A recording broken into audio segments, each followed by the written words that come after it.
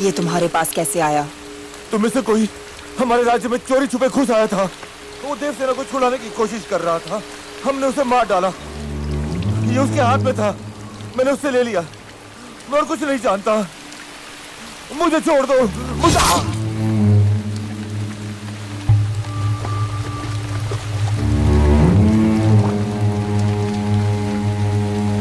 कोई निशान ना रहे, सारी लाशें दफना दो।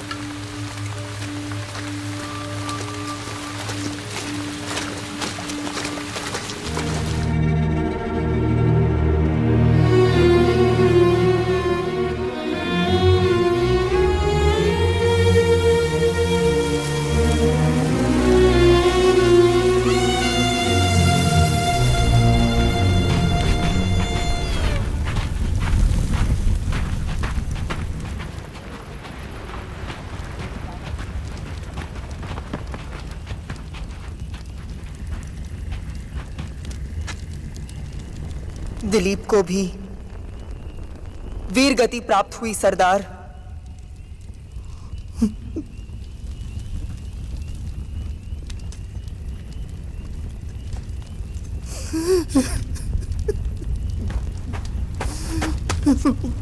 तुम्हारे आंसू पलकों से नीचे न गिरने पाए।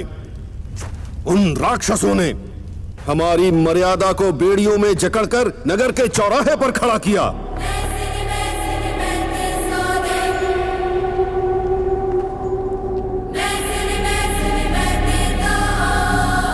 हमारी रानी देवसेना को क्रूरता से जानवर की तरह बांध दिया।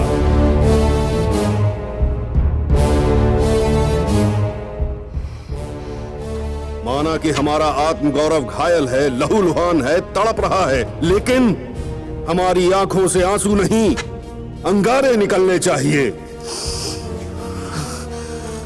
क्या तुम अपनी ली हुई सौगंध भूल गए?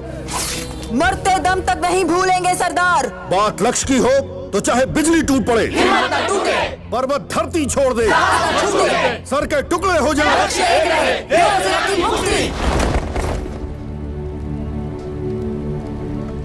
अपना लक्ष्य पाने के लिए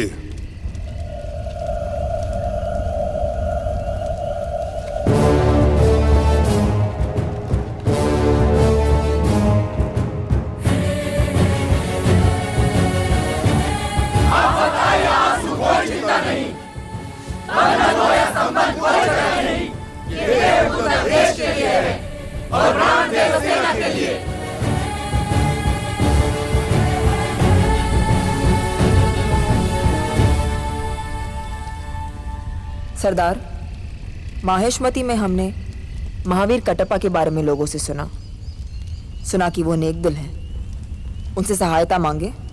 करिकाल कटप्पा नाडार, वो नेक दिल हैं। वो चाहें तो हमारी सहायता कर सकते हैं, लेकिन करेंगे नहीं। कटप्पा सिंहासन के गुलाम हैं।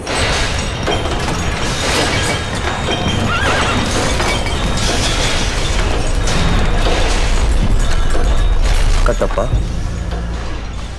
काबुल से हथियारों के सौदागर शेख असलम खान आपसे मिलने आए हैं।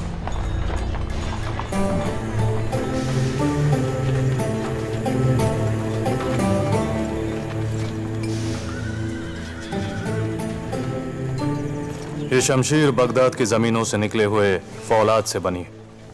गोलान पहाड़ियों की तपती हुई भट्टी में ढली है। पर्शिया के साइंसदानों ने इसकी धार तैयार की है। दूध पीता बच्चा भी इसे हाथ में ले ले तो एक झटके में 10 दरख्त काट गिराए। इसका नाम है सिकंदर, शान शमशीर।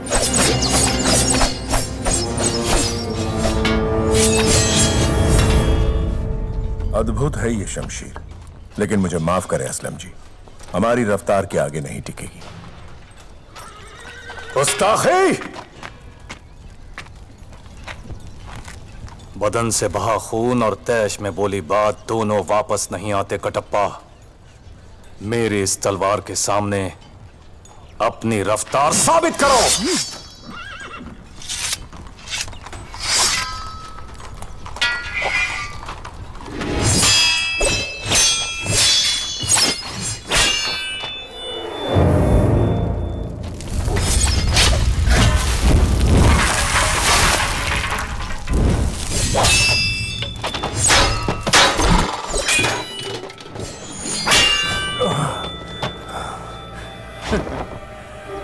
अब समझे कटप्पा?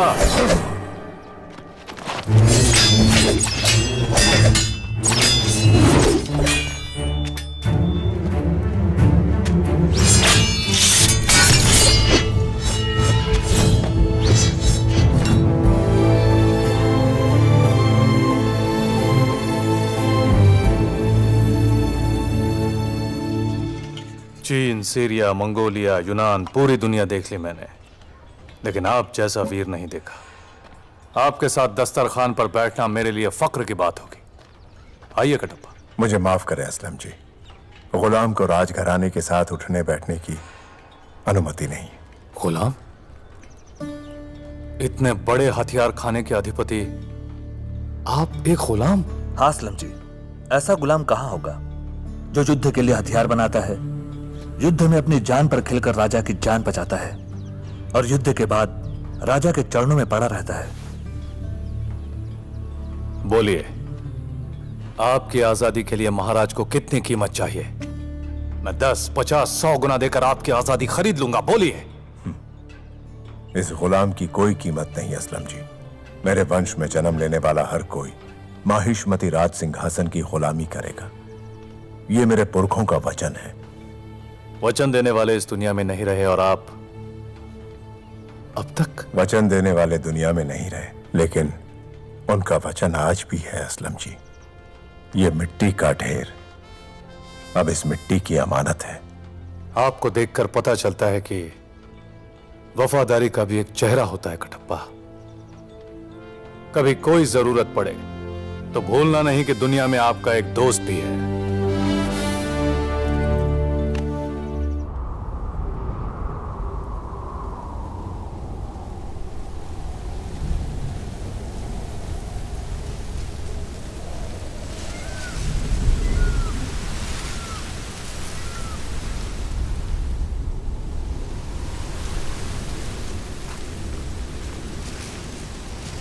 वैशाली, कहाँ चली? अभी आती हूँ।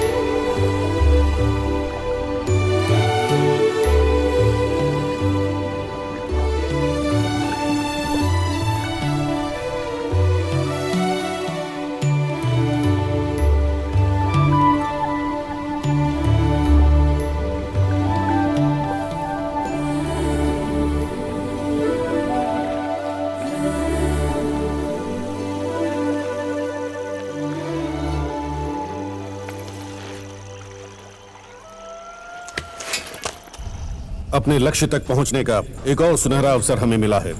आने वाली चतुर्दशी को भल्लाल देव का जन्म दिवस बड़ी धूमधाम से मनाया जाएगा। पूरा राज्य उत्सव की तैयारी में लगा होगा। रानी देवसेना को छुड़ाने का अवसर सरदार मुझे जाने दीजिए। सरदार मैं जाऊंगा। इस बार अवंतिका को दूंगा।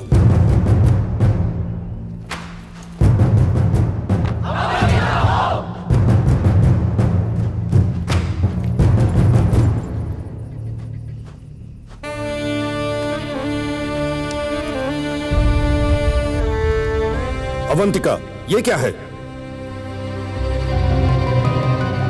ये कहां से आया? वहीं से जहां तुम संघर्ष को भूलकर श्रृंगार की तरफ मुड़ गई। जिसे अपने शरीर से प्रेम हो, वो अपने प्राण दांव पर नहीं लगा सकता। तुम इस गौरव के लायक नहीं हो। जाओ।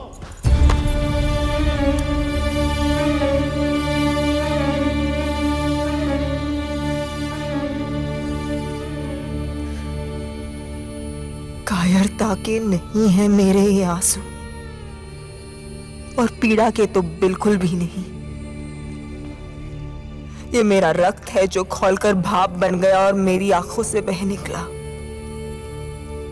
अगर इन आंसुओं की आंच आप तक पहुंच रही हो तो मुझे जाने दीजिए।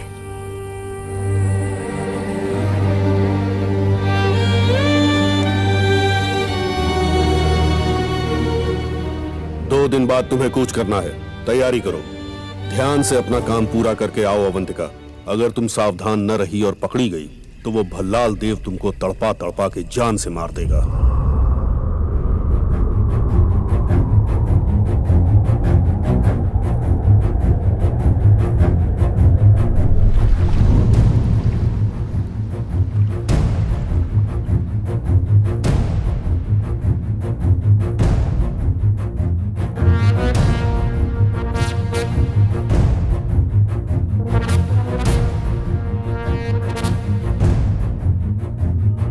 माहिष्मती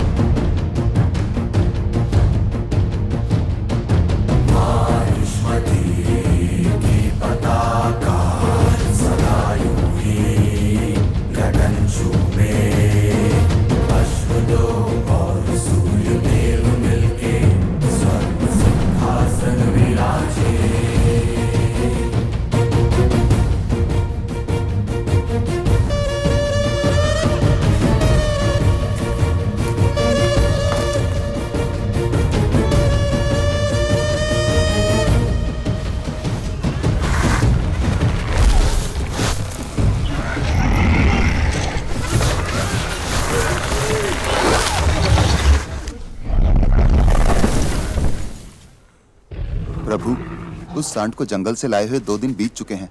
अभी तक हम उसे वश में नहीं कर सके। उससे टक्कर लेने में जान का खतरा। ओए महामंत्री, भल्लल देव से टकराना है तो 1 नहीं 10 सांड बुलाने पड़ेंगे। आ जाइए आप।